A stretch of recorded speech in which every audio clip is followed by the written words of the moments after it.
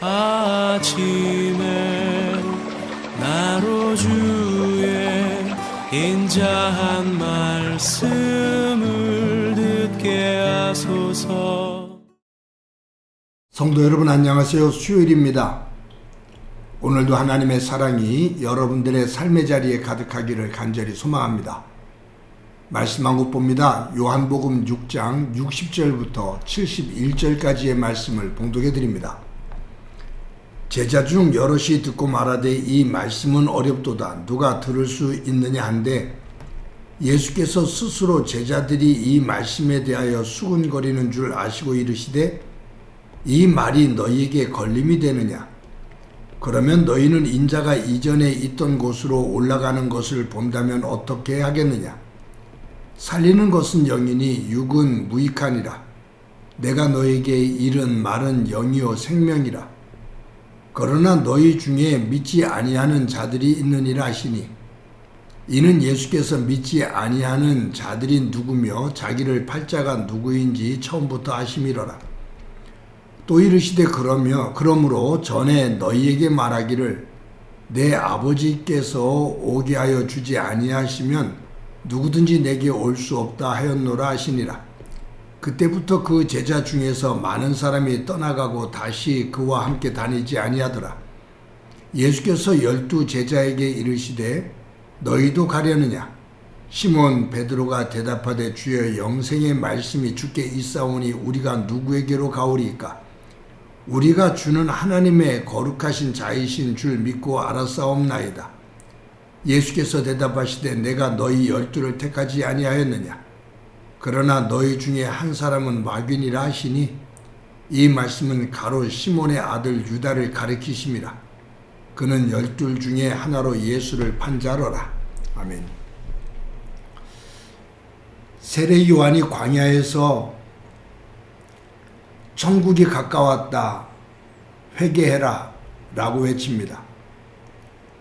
그러면서 이어서 내 뒤에 오시는 이는 손에 키를 들고 알곡과 쭉정이를 가른다. 알곡은 곡간에 놓고 쭉정이는 아궁이 불에 던져 넣는다 라고 말합니다. 예수님께서 공생애를 시작하시면서도 세례 요한과 동일한 말씀을 전합니다. 천국이 가까웠다고 회개하라고 외칩니다.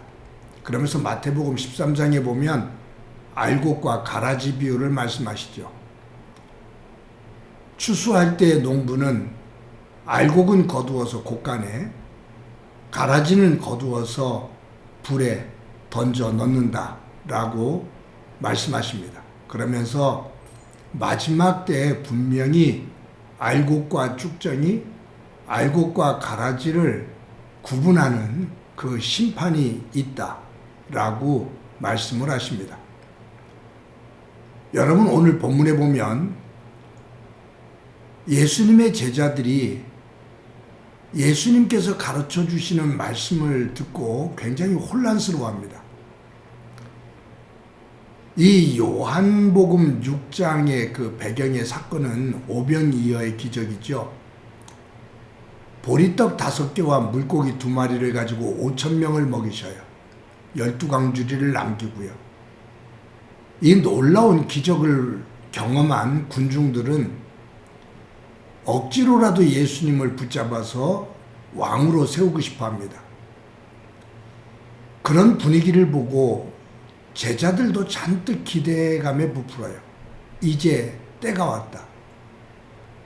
군중들이 이처럼 밀어나서 예수님을 왕으로 세우면 그때부터 우리는 예수님의 좌우편에 앉아서 나라를 다스리며 부귀영화를 누리는 때가 온다. 고생한 보람이 있다라고 생각을 합니다. 근데 예수님께서 군중들이 예수님을 억지로라도 붙잡아 왕으로 세우려고 하는 그 분위기를 흐트러뜨리시고 떠나셔요. 그러면서 그 이후에 가르치시는 말씀의 내용을 보면 제자들이 기대하고 있는 것처럼 세상의 왕이 되실 그러한 기미가 전혀 보이질 않아요. 도리어 나는 생명의 떡이다 라고 말씀하시면서 생명의 떡을 먹지 않는 자는 영생을 얻을 수가 없다. 생명의 떡을 먹고 피를 마시는 자가 영생을 얻게 된다. 나는 너희들에게 영생을 주는 생명의 떡이다 라고 말씀을 하셔요. 그러면서 왕위에 오르시는 것보다 죽음에 대한 암시를 하시는 거예요. 이런 예수님의 말씀을 듣고 제자들 가운데 많은 사람들이 실망을 합니다. 그래서 오늘 본문 66절에는 이렇게 말씀하고 있죠. 그때부터 그의 제자 중에서 많은 사람이 떠나가고 다시 그와 함께 다니지 아니하더라. 예수님을 따르던 제자들이 많았거든요. 세례 요한을 따르던 제자들이 대거 예수님에게로 몰려왔으니까요. 그런데 이 오병이어의 기적 이후에 잔뜩 기대하고 있었던 예수님께서 높은 자리, 왕의 자리에 오를 거라는 것을 기대하고 따랐는데 예수님에게서 듣는 말씀을 가만히 보니 예수님이 왕이 되실 생각이 없어요. 그리고 엉뚱하게 죽음에 대한 이야기를 하신단 말이에요. 여기에서 실망한 많은 제자들이 예수님을 떠납니다. 그런데 이 말씀 가운데 뒤에 보면 다시 그와 함께 다니지 아니하더라. 다시는 예수님과 관계를 다시 맺는 사람이 없더라. 예수님과 완전히 단절하고 살아가더라 라는 말이에요. 왜냐하면 예수님을 따를 때 자기들이 바라는 것이 있거든요. 기대하는 것이 있거든요. 얻고 싶어하는 것이 있었습니다.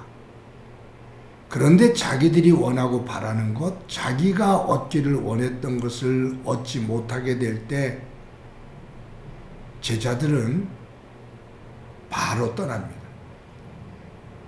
미련을 두질 않아요. 예수님에게 등을 돌리고 바로 떠나서 다시는 예수님을 따르지 않더라 그 말이에요. 참 냉정하죠. 그때 예수님께서 12제자에게 너희들도 나를 떠나려느냐 라고 물으시죠. 그때 베드로가 이렇게 대답합니다. 68절에 보면 69절과 시몬 베드로가 대답하되 주여 영생의 말씀이 주께 있사오니 우리가 누구에게로 가오리까? 우리가 주는 하나님의 거룩하신 자이신 줄 믿고 알았사옵나이다. 저희들 떠나는 일 없습니다 라고 말해요.